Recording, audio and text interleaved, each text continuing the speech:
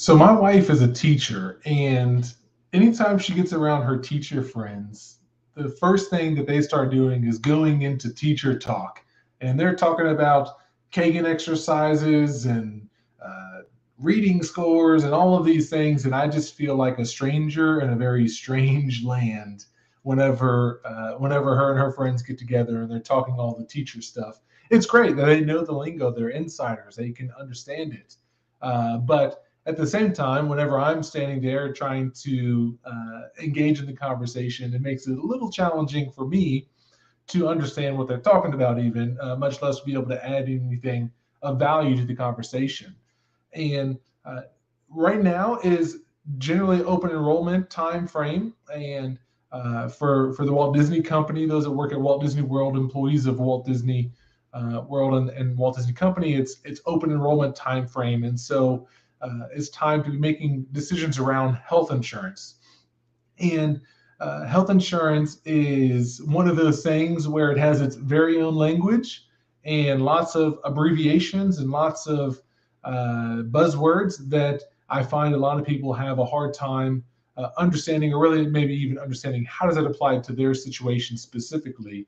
And so they just try to make the best decision that they can. They talk to maybe friends, or they talk to family, or even maybe what their parents did whenever they were growing up, and not really taking into consideration their own financial situation when making decisions around health insurance. And so I wanted to talk today a little bit about some of the buzzwords of health insurance, some of the keywords. What does it mean, and what should it look like in theory, and then be able to hopefully help you think about that in light of your own financial situation. And so, one of the first decisions that one is making whenever they're choosing health insurance is what type of health insurance plan are they going to choose?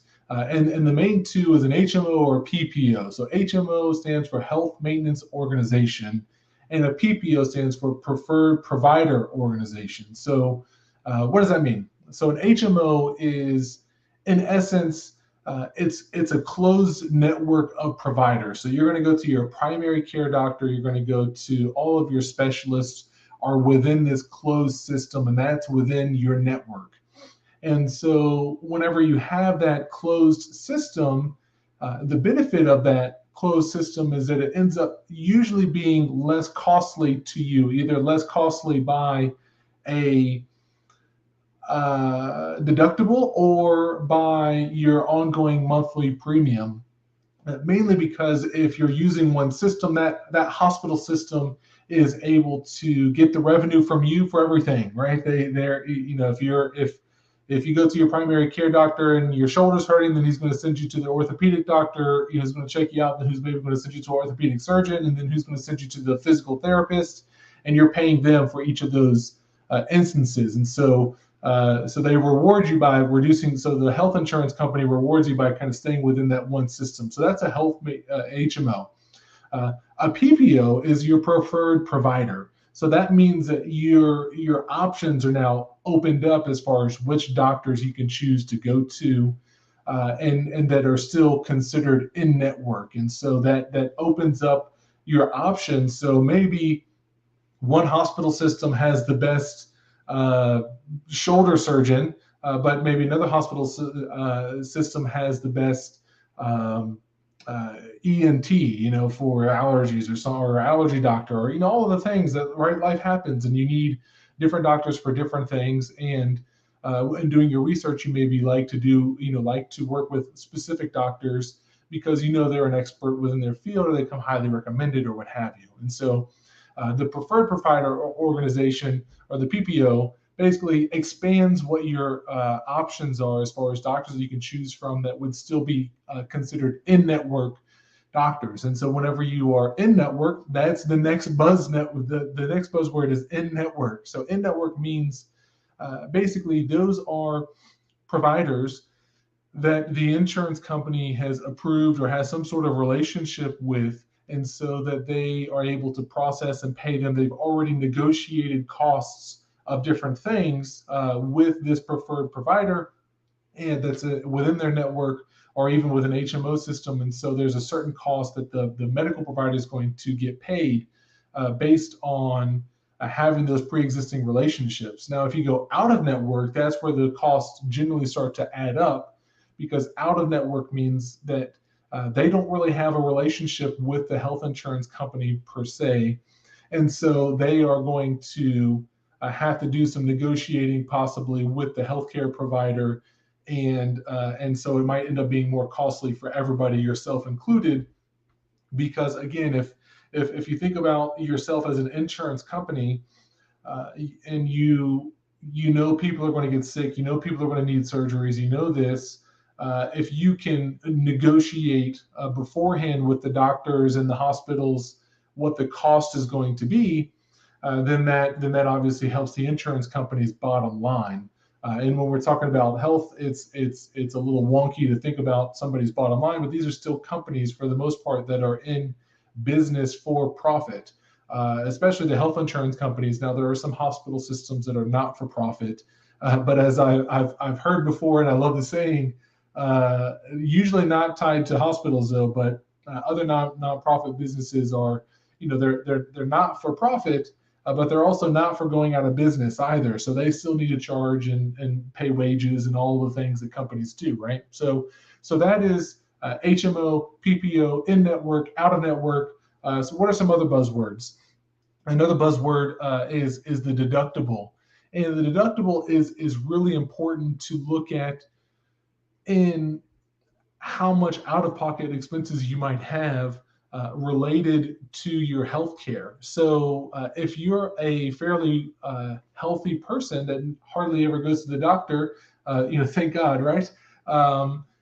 You may be less concerned what your deductible is, because if you just go for your annual physical, usually those are covered by your health insurance. If you just go for your annual appointments, then that's usually covered. But if you're a semi healthy person, or things, or maybe you have young children and they tend to get sick and break bones and all of the things that young children do, the deductible becomes much more of a concern because of the cost associated with the deductible. And so basically what a deductible is it's basically the insurance company saying, hey, we're going to cover you for any expenses that you might have, but we need you to pay up to this part. And the reason why they want you to pay up to the deductible is because that is somewhat potentially deters people from seeking medical care, because there's some cost involved and they maybe don't want to pay out of pocket. So they might they might not go to the doctor, which is a costly thing to do, even though the insurance company is paying for it. Somebody's still paying for it, right? And so they kind of want to deter people from going to the doctor for small or minor things, or going to an expensive doctor like an ER visit or an out-of-network visit, right? So that's why the deductible is usually higher, because they kind of want to deter some behavior there, but then they also want to just make it a little bit easier for their numbers. If they know that $100 expense, $50 expense, $200 expense maybe is going to be covered by the insured rather than the insurance company, that helps them with their numbers too, right? So